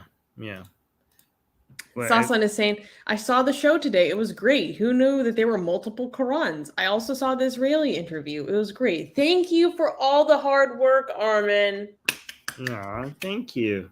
Armin has been doing so much hard work on the Persian channel lately that you don't see over here. So I want to really make sure we give him lots of credit and recognition for that because he's doing a super good job. No. I'm proud of him. And when I love this comment, One-Eyed Heathen is going, there goes Armin, defender of nuance, advocating for separation of powers. And I'm loving it. And I was like, oh my God, Armin's going off. Let me sit back. I feel like I'm taking a civics course right now. Just let him do his thing. No, but honestly, like in Israel, this is the lack of understanding of what makes a democracy works is one of the reasons why this right-leaning government their propaganda is working. Because think about the narrative. The narrative is they're very effective with this narrative. Like, hey, we're actually the far-right people in Israel, they're saying like this is their narrative. They're like, they're accusing us of being anti-democracy, but we're actually for democracy because you voted us in and we're trying to pass the laws that you asked for and the court is saying no. So who is being democratic here? We are being democratic here and the court is stopping us. So people are like, yeah, that's right, actually. Isn't pro-democracy? Doesn't that mean that the people's will should be passing? So yeah, maybe it makes sense to reduce the power of the court because that would be pro-democratic. This happens when you have an educated people about, okay, democracy being good. That doesn't mean you want maximum democracy.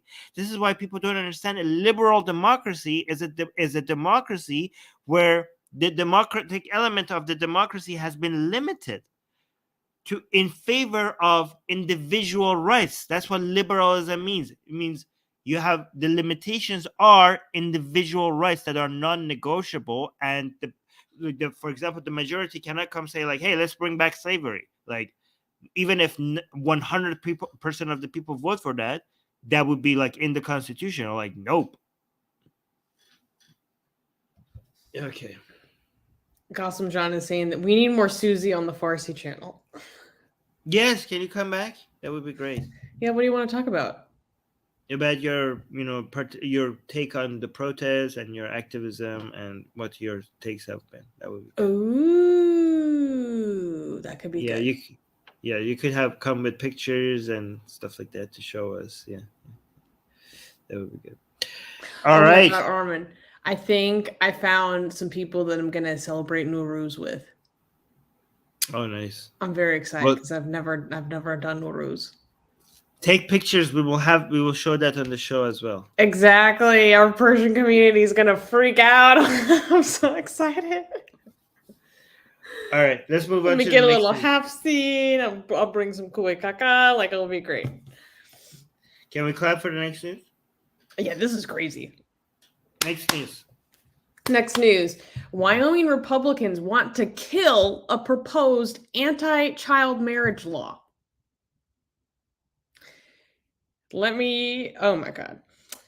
Wyoming Republicans are planning to stop a proposed bill that seeks to place a minimum age requirement for marriage from being passed into law, despite being sponsored by a Republican lawmaker. The bill plans to set the minimum age for marriage to 18 years old. Exceptions apply to 16 and 17-year-olds as long as they obtain parental permission. The Wyoming Republican Party argued against the bill and in a campaign email detailing their grievances, further insisted that the proposed bill, quote, denies the fundamental purpose of marriage. They also said that since minors can have children even before they are 16 years old, teen parents should be allowed to marry as an option for the sake of those children. Even though Wyoming doesn't have any laws prohibiting teenagers from co-parenting. Anti-child marriage advocacy group Unchained at Last condemned the bill for being too weak and impacting only a small number of victims, especially considering that 97% of child marriages in Wyoming are to girls aged 16 to 17 years old.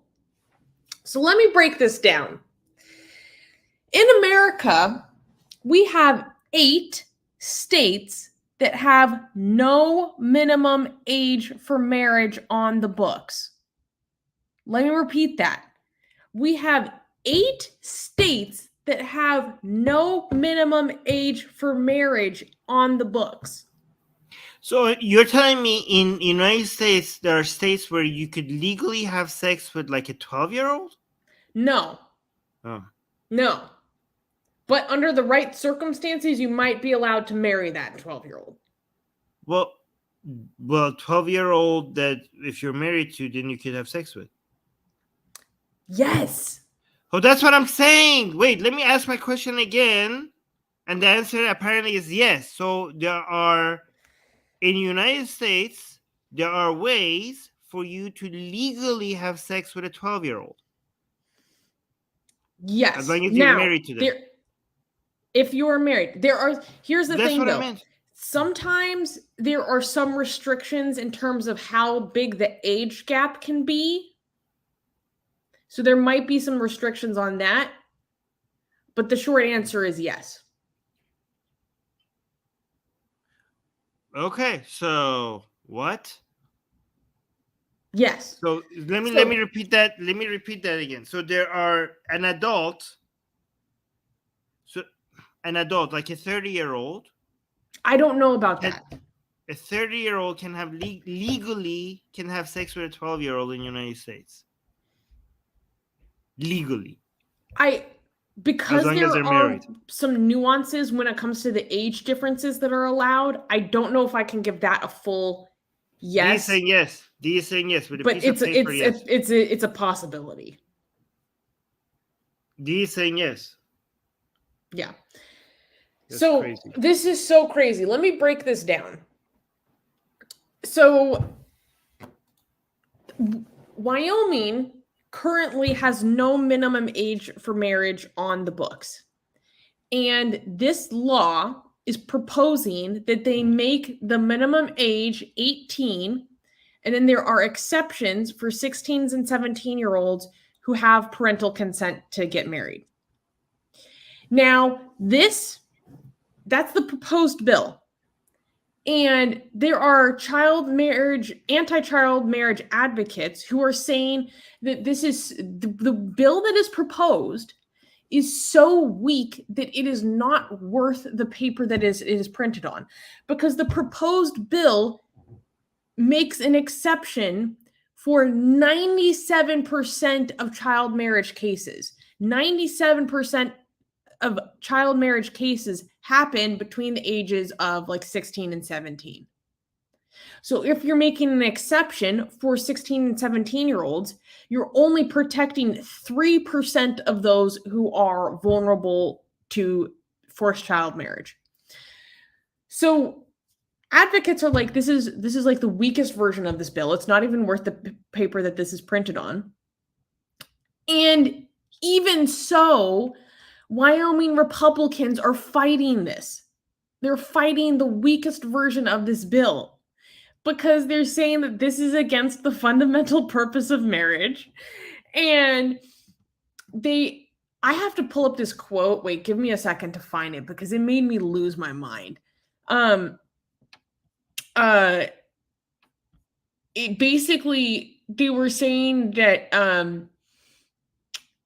if schools are not raising children to like be oh my god, it was basically saying like, oh, schools are institutionally like, our bodies mature to have the ability to reproduce before our institutions give us that level of maturity to like make those decisions. So we should have marriage, which is the stupidest thing I've ever heard. It's not that the schools are not making children mature enough. It's not that schools, I mean, we have horrible public education in America, but it's not that schools are not making children mature enough to do this. It is that they are children and they are developing and they are literally not mature enough to do this. It's not because the state is failing to imbue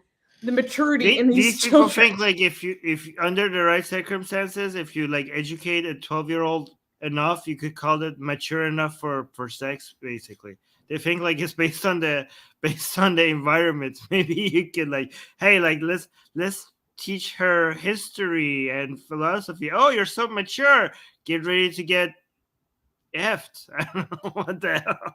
This is so stupid. My God, these people are so stupid. Oh my God. The Republican Party sent out a mass email criticizing the bill, arguing that its passage based on infringed on constitutional and parental rights, and further insisted that the proposal denies the fundamental purpose of marriage. Marriage is the only institution in the Wyoming statute designed to keep a child's father and mother living under the same roof and cooperating in the raising of any children that they together conceive. That is the natural right of every child. There is no law preventing an unmarried teen mother and father from living together in the same roof and cooperating in raising that child. But here's the thing. So, wait. That's just a whole bunch of nonsense in replacement of just saying we want to have sex with kids. That's what you meant to say. That's just like a whole bunch of gibberish. That like, hey, we're Christian fundamentalists, and that's what we do. We have sex with kids. But go on. Well, in that specific instance, they're talking about teen parents. In that specific instance, they're talking about teenage parents. But so Unchained at Last, which is really one of the premier organizations in the United States fighting forced marriage and advocating for stronger laws against forced marriage and child marriage, go support Unchained at Last. They also do really good educational content if you want to learn more about this problem in the United States, because there are child marriage in the United States. There are forced child marriages in the US. Don't get it twisted. They were talking about how, like, if you make these exceptions and carve them out where these marriages can still happen with parental permission, you're dealing with a situation where it's parental coercion.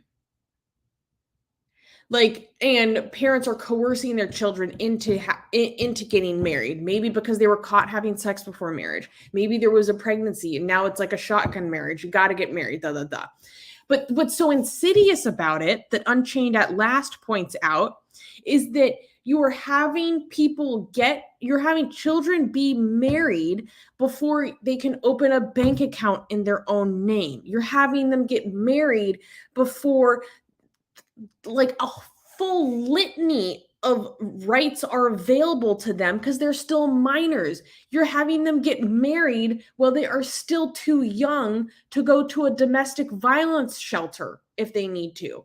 If they're being abused and they need to leave, they cannot go to a domestic violence shelter because they're still children and they need to have a guardian, and minors cannot be unattended. So it traps people in very, very bad situations, very, very risky situations. And it's despicable because, so here's a quote from Unchained at Last. What we're arguing about in most states is the idea of entering a minor into marriage before they're old enough to bring legal action into their own name. And then what they're saying is, what's really insidious is that what oftentimes happens is these children are being married to someone who is of an age where if that older person had a sexual relationship with that minor under any other circumstance besides marriage, it would be considered RAPE, either statutory or otherwise. So if under any other circumstance, it would be considered RAPE, you are having children marry. You know what I'm getting at here. The RAPist. Yes. Yeah, I know. It's just so awkward to say. Yeah, because what we understand is that in marriage doesn't make RAPE not RAPE. And if you're a child, now you are stuck with that person. Now you are easier to manipulate. Now it's harder for you to run away. So if the law recognizes that this would be RAPE under every other situation, it would be even more RAPE when you don't have a place to run away from, when you are living with that person, when you are a child and you're being told even by your parents that this is okay. You're being gaslit by your own parents that this is acceptable. So it's still RAPE, but the law is now not going to recognize that one situation as RAPE. By the way, we have a lot of good points in the live chat. I want to highlight. I know. Okay, go for it.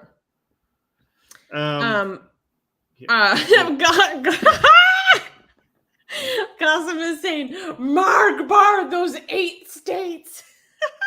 So he's saying death to those 8 states. He's also saying, has any child marriage registered in those 8 states already? I mean, yeah, no, they're already on the books. Yeah, there are many statistics. There are many.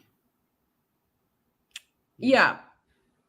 Despite these arguments, research shows a different reality for child marriage. Anti-child marriage advocacy group Unchained at Last said that since 2000, 60,000 marriages in the United States have happened at age gaps that would be considered a sex crime. But the marriage gets them a get out of jail free card. That's 60,000 since the year 2000, and that's only the marriages that would be considered RAP under other circumstances. There are many other child marriages that happened beyond that 60,000. Yeah. Qasim is shocked. Let's keep these shorts, Susanna, because we need to move on. Yeah. So read this comment. Diane is saying, and these are the same people removing books from school libraries because the children are too young. Yeah. Yeah. And here's another point similar to that. Captain Nader is saying, oh, you're too young to know that trans people exist? Oh, marriage? Sure, you're a woman now. Yeah. So exactly the hypocrisy. These apparently these people are old enough to have sex with, but too young to know about, I don't know, trans stuff. Like, oh, these are the same people that say, like, if you tell these people about trans, their minds will explode. They're too young to understand these things. But apparently, yeah, it's too sexual to tell them that trans people exist, but not sexual. But not sexual. It's not sexual enough for them to have, I don't know. I don't want to say that because YouTube might like. Yeah. And D is saying, and they are the ones that are anti-grooming. This is the party against grooming, guys. And they want to shut down the weakest anti-child marriage bill. This is actually the worst type of grooming.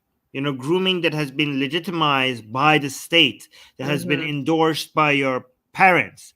This is grooming. This is grooming with everybody involved. The children are told that this is okay, and they are believed to make this. This is exactly grooming, and everybody is in on it, and they accuse other people. The hypocrisy is unbelievable. But we got a 55 euro super chat by GJ. Wow. That is, thank you so much. Wow, thank you, GJ. So that's very generous. Saying, on having a constitution, the United Kingdom still does not have that, and the current absolute majority Tories UK government are pushing bills through Parliament similar to the US Patriot Act, injecting the worst venom in the Senate amendments. I know sometimes people say that the UK has an unwritten constitution, but this is why it's important to have an actual written constitution. Facts. This is why, yes. Guys, you have no idea how Taliban-like United States would have been by now if you guys didn't have a constitution. Like, imagine the things that the Republican Party would have been forcing upon the people by now. If you guys did not have a constitution, it would be an unlivable country. So every American should be thanking the hells that you guys have this one piece of document that is just standing between you and the full-on Talibanization of this country. I swear to God, the Bill of Rights is like the sexiest thing I've ever seen. Okay. That's one Okay. sexy bitch. But again, DJ, thank you so much for the super chat. That's very, very generous. I appreciate that. And Sasan is asking, Susanna knows Farsi? She is amazing, man. Go CEO. Farsi ye kami baladam. Like, ye kemi belen. What else do you know? خیلی خوب نیستم. Wait. How about this? Sabzi polo ba mahi? Kusana natsapai. Okay. That's good. Wait, I should cut that part out. Wait, I need to write this down. Just 1 second. 139. I want to pause. Okay. Okay. I'm gonna make a video montage of all the things Susanna has said about the revolution and everything. So I'm like, one day I will edit them all out. Okay. So can we clap? Iranian rants. Yeah. Can we clap for the next news? Yeah, this is wild. Okay. Next news. New survey. Most white evangelicals are Christian nationalists or sympathizers. A new national survey released on February 8th by the Public Religion Research Institute and Brookings Institution reveals that about 2/3 of white evangelicals in the U.S. and most Republicans are sympathetic to or adhere to Christian nationalism. The survey was conducted online between November and December 2022 and had a sample size of 6,212 Americans with a margin of error of 1.6%.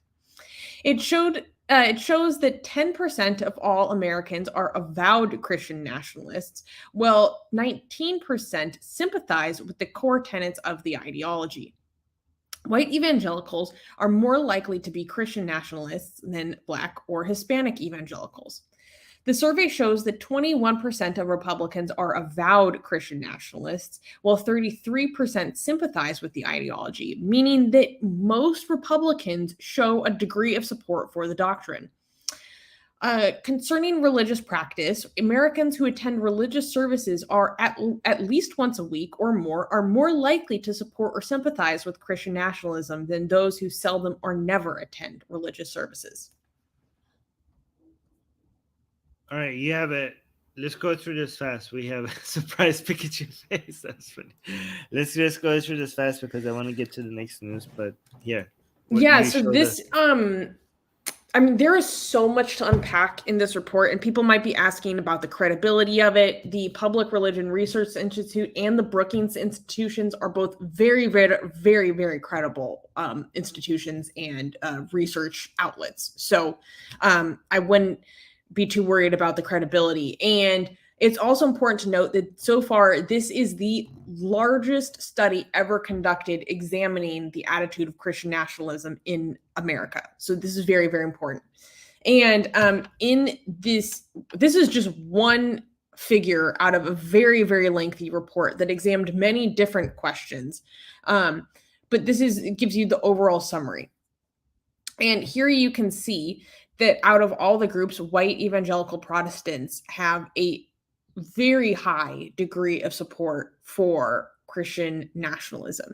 There are people who are considered adherents, where they're like, yes, full blown. And then there are people that have sympathies towards some of the beliefs or attitudes or desires of the movement. And so, but combined, if you consider them as someone that just has this attitude and you combine these groups, the results are very striking and worrying, because that means that most white evangelicals support this doctrine. That means that most Republicans support this doctrine to some degree. And this poll actually went in depth looking at what kind of things they support, like do they think that America should be named a Christian nation? How do they think that should affect our judicial branches, our laws?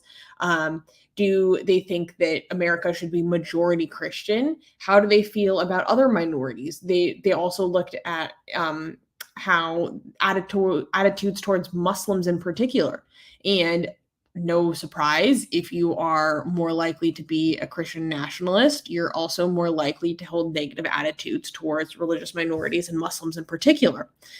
But one thing that I thought was, I mean, this is like a little bit of a sidebar, but so there were adherents and sympathizers, and then people that had no score, and then people who were skeptics were like, I don't know about this. And then there are people that outright reject it, right? But Armin, if you look at the bottom of this graph, or close to the bottom, there's Jewish and unaffiliated. So that would be us. We would be unaffiliated. And I love that it's the Jews and the non-religious people who are like so firmly rejecting this. They're like...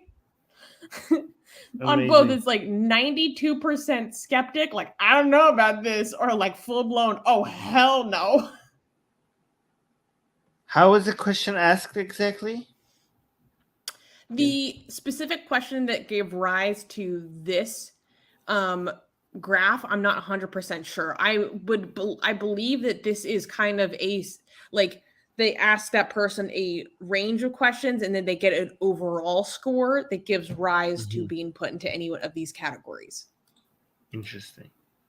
I'm surprised that we're so much like the Jewish. I'm assuming because a lot of these Jewish people are just cultural Jews, especially Jews in America. So I think when it comes to, if you ask them if they're Jewish or unaffiliated because of the cultural loyalty and stuff, they would say they're Jewish. But I think belief-wise, a lot of these Jewish people are secular. So if you separated the Jewish between religious Jewish and cultural Jewish, you would see the religious Jewish would be a minority, and the cultural Jews would be basically exactly like the rest of us atheists or secularists, and it would be the religious Jewish people would be more closer to the whole white evangelical. I don't think so, Armin. I think the religious Jewish people would probably reject this very firmly as well, because a lot of these Christian nationalists are anti-Semitic AF. So you're saying Ben Shapiro is like one of the few people in this group that is like, is this part of the Ben Shapiro is like one of these two here? I guess so. Okay. So because he likes to say it's Judeo-Christian, but like a lot of the Christian, I mean, we all saw January 6th, right? Like the anti-Semitism was out the wazoo. But Dee, our lovely editor, wants us to go through a few of the tweets that she highlighted in this news. Can you scroll down a little bit? So let's read this tweet by Andrew Seidel, because Andrew Seidel is bae. Wait, can you scroll down some more? I can't read the whole tweet. Okay, thank you. He said, really interesting numbers here. 29% of Americans totally reject Christian nationalism. 29% are supporters. 10 very strong. About 39% lean away from Christian nationalism. For the record, the correct answer is totally reject Christian nationalism.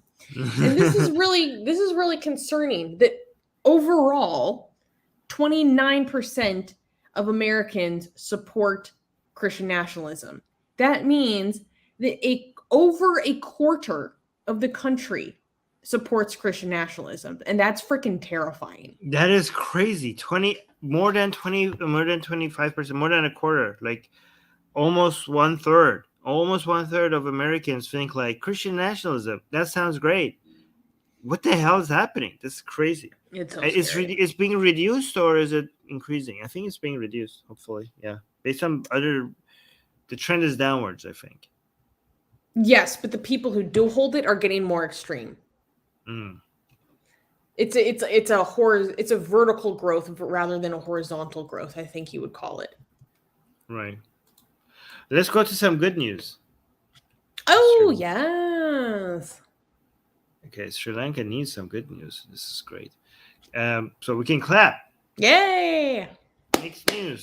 Next news, Sri Lanka to decriminalize homosexuality. Whoop, whoop. Okay. On February 9th, the Sri Lankan government announced that it would support efforts to decriminalize homosexuality in the country. The announcement came after receiving recommendations from other United Nations member states during the country's Universal Periodic Review, or UPR for short. Sri Lanka received 7 recommendations from the United States, the United Kingdom, Canada, and Norway during the Universal Periodic Review regarding LGBT rights. These recommendations include decriminalizing homosexuality, which is currently punishable by up to 10 years in prison in Sri Lanka's current penal code. Foreign Affairs Minister Ali Sabri said the government will support its position of decriminalizing same-sex relationships. We are, however, not legalizing same-sex marriages, but we would decriminalize it. The country's Deputy Solicitor General, Nareem Pule, also pledged to amend Sri Lanka's colonial-era penal code. So this is really good news, because in Sri Lanka, they have 2 areas of the penal code that criminalizes homosexuality as essentially like a crime against nature, which is very typical for a lot of colonial-era anti-homosexuality laws. And what's interesting is that previously, I believe it was Sri Lanka's Supreme Court ruled that the law was unenforceable for whatever reason. They said it's unenforceable, but it still remained on the books. And so you might say, okay, well, why is it important to still remove these laws then if the government has ruled that it's unenforceable for whatever reason? It's important to still repeal these because it reflects like a general attitude in society. And it also informs people's attitudes in society, right? Like if it's still legitimized in the penal code as a crime, that's still informing the general public that there is something stigmatizing and deviant and degenerate and bad that is happening when 2 people of the same sex want to be together. It's so bad to the extent that the state has an interest in getting involved and punishing people, right? That's pretty extreme. And so removing these kinds of laws can really do a big difference in changing people's attitudes. So congratulations, Sri Lanka. Good job. Amazing. That's good. See, we needed that. Some places things are moving in the right direction. Which, that being said, actually, that's a good segue. I don't know if this is good news or bad news. Is this good news or bad news? It's good news because we have news. I wish it was better news. Okay. You know what I mean? Is it clappable? Yeah. Next news, an update on persecuted Iranian atheist Sohail Arabi. So, guys, this is very important. The Atheist Republic is part of the coalition for the political sponsorship of Sohail Arabi. For those who don't know, Sohail was previously sentenced to death for insulting the Prophet Muhammad, and because of many secular organizations, including Atheist Republic, internationally advocating for him, his death sentence was commuted, and then he was released from prison.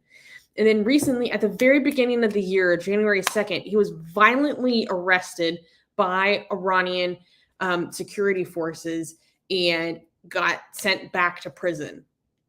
And so we have been campaigning for him and advocating for him, and we will continue to do so until he is free. Now, we have an update on what his situation is. So, Armin, if you don't mind, could you please translate this update from Ex-Muslim Stockholm? And I talked to Milad today, so I confirmed some things, and I can also give a few more details. But okay. So it says خبر رسیده از طی مکالمه‌ای که سهیل عربی با یکی از دوستانش توانسته برقرار کند. متن زیر نوشته. So this has been a confirmed story based on what Sohail has said to one of this conversation that Sohail has had with one of his friends. Okay, so it says Sohail today called and said, and this is what this was 5 days ago, right? So this is Sohail Arabi. By the way, so again, for people who might not know, Sohail Arabi is an ex-Muslim atheist political prisoner in Iran. So apparently they took him. So remember we were telling you guys about they were trying to release prisoners, and Sohail Arabi being a prisoner, they were trying to do that with him as well. So they took him to the court, and the judge at the court told him to give a forgiveness letter and to promise that he will not do what he had done before, so that they could release him. And Sohail responded to the judge that it is you who has to do that for us. It's you who have to basically give us ta'ahud. Ta'ahud means like you ask for forgiveness and you say, I'm sorry, I will never do this again. So that's what giving ta'ahud means, right? And so he was like, I don't need to give ta'ahud. You need to give ta'ahud because it was you who did the wrong. You're in the wrong, right? And then the judge said, look, guys, think about this. The guy could be free, but the judge is telling Sohail, like, do this and we'll free you. And he's like, nope, I didn't do anything wrong. So why should I do this, right? The judge said that we will reduce your bail to 50 million, to 52 months only, I think, to 52 months or 50 million months. Oh, wow. I think it was probably 50 million. To a very small, no, I think it's 52 months, to a very small amount. So basically almost like zero, just so that he can go, right? So that you could go and rest. And then Sohail responded, I don't need rest. You have to give ta'ahud so that we will forgive you. And then Sohail had raised his voice at the judge. And then the judge said, go think about this for a week and calm down and then give us your answer because it seems like you're not calm. And Sohail responded, I am calm. And whenever you manage to bring back to life the young people you have killed, maybe then I would be calm. But and then so for apparently his conditions for being calm is for you to bring back the people you have killed, and also that we put you on trial and punish you for your crimes. And then okay, so apparently we now have what the charge against Sohail was. So we now know, because we didn't know up until now what was the official charge against Sohail Arabi for him being in prison. So the confirmation is that his charge is to advertise against the regime. So he's in jail right now for advertising against the regime. Yeah, propaganda against the regime, against Islam, against national security, that kind of shit. Yes. Well, this time it's against the regime. Last time it was Islam. This time it's against the regime, not Islam, right? So apparently he did that when he's during his travels to Kurdistan and to Sistan Baluchistan. And apparently his report. Okay, so his reports on the situation in Sistan Baluchistan and Kurdistan, his reports of what's happening there has been considered advertising against the regime, and that's why he has been arrested. Oh, so that last line is also very important. So they transferred him from a prison in Tehran to another prison somewhere else. Do you know where's his new prison? In Karaj. In Karaj? Which is like a satellite city of Tehran, for those who don't know. Yes. But apparently they didn't transfer his medicine and his tools, right? So he really needs his medicine because he has high blood pressure and he's in desperate need of them. But they didn't transfer his medicine, so he has no access to his medicine right now in this new prison. So there's that. Yeah. Thank you for translating all of that, Armin. That really helped. Yeah, so I spoke to Milad Raisumenesh. That's how you say his last name, right? Yes, Raisumenesh, who runs Ex-Muslim Stockholm or Ex-Muslim Scandinavia. I confirmed the source of this information, and obviously I can't say who it is, but I trust the source of this information. And the update on him is that he's very sick because he's being denied the medication that he needs. They're not transferring it with him. And he's still in prison and still needs his medication. And now we have more ideas about what the charges are likely to be. And that he has been very politically active in the prisons as well. And so the judge is like, calm down. Like, you're, because he won't stop talking about the revolution and stuff in prison.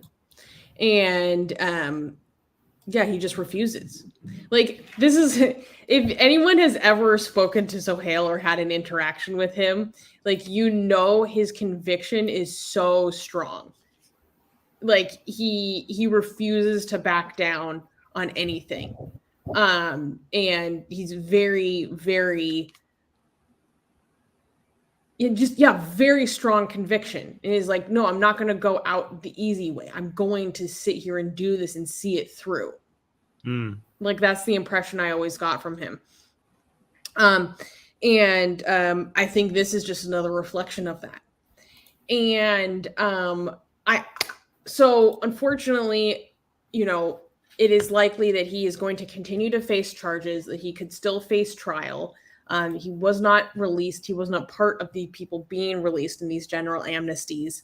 But we do have some good news. Armin, can you pull up the picture that I put in the private chat?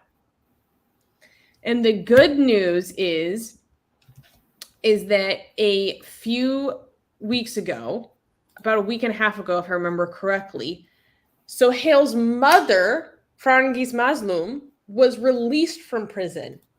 So Farangis is free. For those who don't know, Farangis is Sohail's mother, and she was sent to prison by the regime, even though she suffered a stroke, because she would not stop fighting for her son.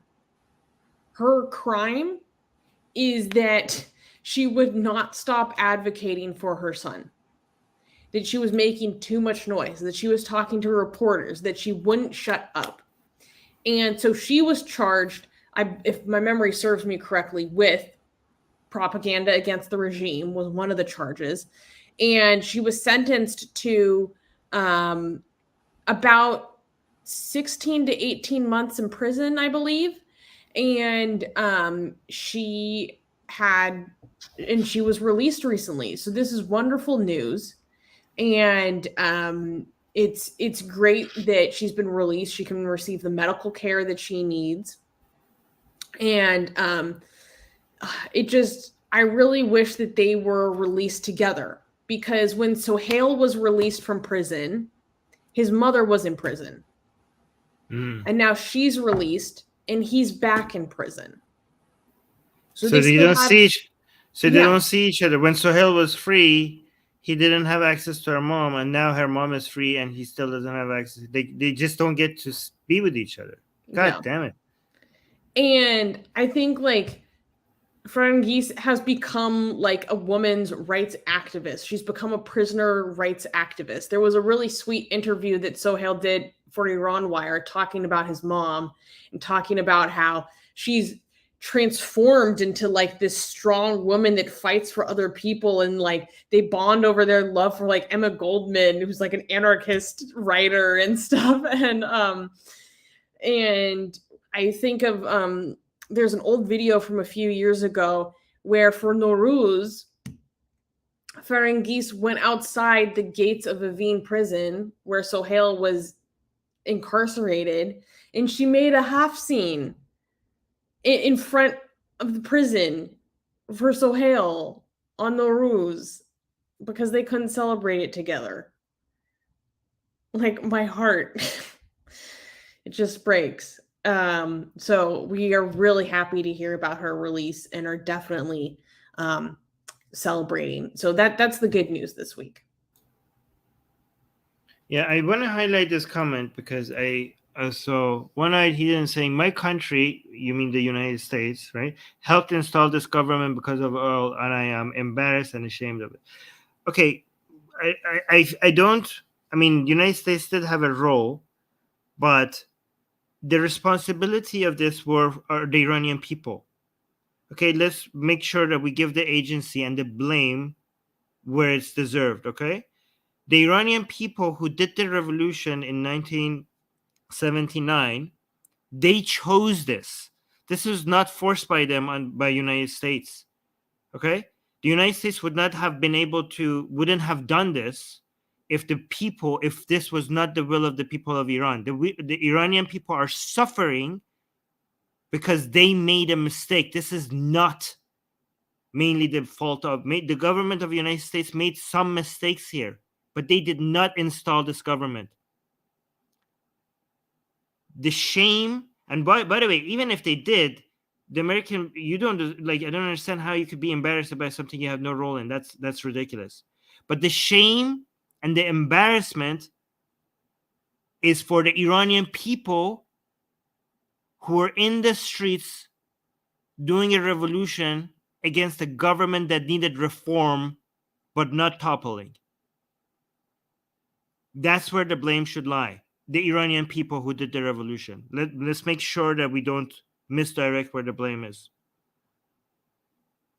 Because we do a lot of times, like, we think we rob people of their agency by always like trying to blame Western governments over everything. And then we rob them of their agency to be able to make a change. Yeah, but Musica, you're saying mullahs took advantage of the people, right?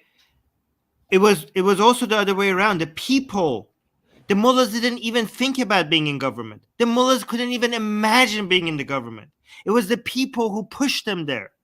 It was the people's fault. Like let's make sure that we don't always make it seem like the people are always right, and it's the governments and world powers that are wrong. Sometimes it's the people who are wrong. Sometimes it's the people who need to be blamed. And it was the Iranian people who did this. The mullahs were not smart enough even to understand how to take the power. It was like people who were leftists and communist people. It was the communists. Yes. It was the communists, the people who were being the anti-imperialist attitude that people were having. They actually were taking advantage of the mullahs. The mullahs at some point the mullahs were being used by the communists because they didn't have the networking capabilities to reach the people. So they thought they would be in power. At some point, the mullahs realized that they actually have a lot of control over this, and they flipped. Even after the revolution, the mullahs thought, like, okay, now we could go back to our mosques and to do our like religious stuff. They didn't think that they're going to be in power. At some point, they realized, like, wait a minute, we have so much power here. Why should we give this to the commies? Well, and also they realized that the commies were going to scapegoat them. And do a little choppy, so they decided to do choppy first. Yes. Yeah. Woof, if we want to get spicy. So one night he didn't say, Armin, like I said, I do appreciate your point. I don't want to deprive anyone of agency. I just know my freedom-loving government helped Iran. Yeah, but it's I mean, at that point,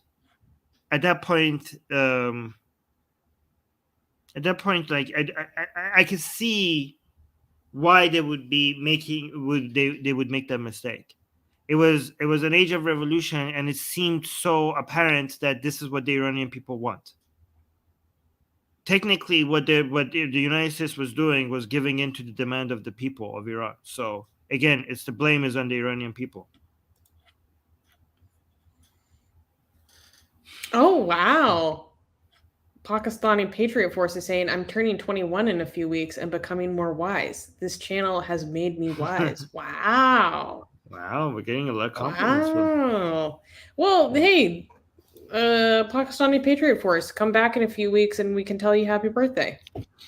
Okay, so Seth is clarifying, which is good, because I should have said many Iranian people, not Iranian people as a whole. I shouldn't have generalized, right? Seth is saying it was some of the Iranian people who did this, and in particular, Khomeini opportunistically endorsing the embassy seizure and tricking the large secular provisional government into resigning. Yeah, it was. Okay, so you're right. I should clarify. I shouldn't use such general term. I shouldn't say Iranian people. I should say some Iranian people. But I do want to include in the some also the people who stood by and let it happen, right? But I shouldn't include the people who bravely stood up against it. There are some people who realize what a mess this is, and they shouldn't be doing that. But the people who did the revolution and the people who let it happen, they are to be blamed. Yeah. Harris is unblocking Pakistan Patriot first. With a kiss. Wow. I was saying, I hope, Armin, literally don't mind being late here. I really do appreciate your take. You know a lot more than me. No, it's okay. No, I wasn't, I hope I didn't come off as rude or something. I was just like, clarifying my views on this. No, yeah, well, thank you for, I didn't think you would mind it. So I hope you didn't mind it. Yeah. And from all days, I'm lecturing him or her on the day that he just became a member. This is what you get for becoming a member. Actually, though, this is Atheist Republic. This is why people come here. Oh my God. Okay. Amazing. I had such a fun show today. Yeah. Okay, so no, not coming off as rude. Okay, good. So we're only 10 minutes over time, so that's good. Yes, we tried to keep it under 2 hours, but so we got it almost right. And yeah, this is such a great look at this. Harris is saying, nationalism and religion make us do really silly things. Okay, don't rub it in, Harris. Don't rub it in. Like, don't do that. I told you so right now. This is all right, guys. Make sure you like the video. Make sure you also check out my discussion with Harris Sultan. Super good. Also, I got very nerdy about Pakistan. I was loving it. Yeah, it was pretty good. I enjoyed that show. Yeah, leave a comment. Make sure once the stream is over, leave a comment so that this channel grows a little bit. Share this channel, share our videos. And if you are financially secure, if you're not financially secure, then don't listen to what I'm saying. Do not support us or any other content creator financially if you're not financially secure yourself. But if you're financially secure, consider supporting us financially. There are multiple ways. There's a PayPal link in the description. There's a Patreon link in the description. And right next to the subscribe button, there's a join button, which you could use to become a YouTube member. Those are the ways that you can support us financially. And also there's a donate button on our videos as well, which is, so you could use that as well. Yeah, because then all of the transfer fees are 100% covered by YouTube, and all of the money you send it goes directly to Atheist Republic. It does not go to YouTube. So you're really getting the most out of your donation. Yes. And also get on our newsletter, because we have beautiful blasphemous art that we send everybody. You get my book, Why There Is No God, for free if you subscribe to our newsletter. And that's a way for us to also keep in touch with you if social media is like, we get screwed on social media, right? So for our blasphemous art, for my free book, and for getting constant updates from us, subscribe to our newsletter, link in the description. All right. Thank you, everybody. Bye. Mwah.